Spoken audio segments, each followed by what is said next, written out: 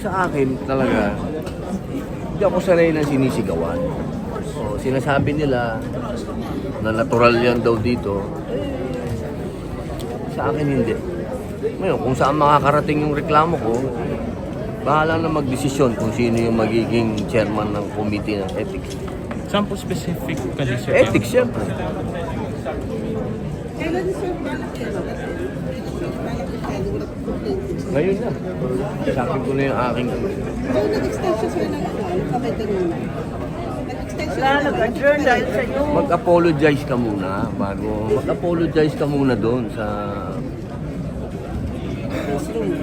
Kailangan sa plenary mo gawin. Kasi sa plenary niya ako sinigawan eh. Kung sinigawan niya ako dyan, okay lang yun. Nagkamay kami. Pero doon nga ako sinigawan eh. Pero sir, nung nag-extension sir ng kamay, nag-apologize siya.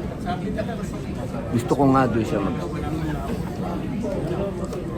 Kailangan marinig ng asawa ko, ng anak ko, ng mga sister ko na nag-apologize sa daan sa pulpito.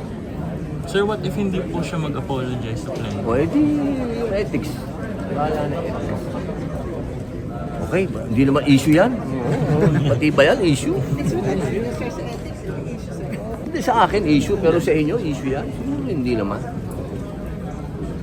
Iba na lang issue nyo yung kay Bato. Thank you. Thank you.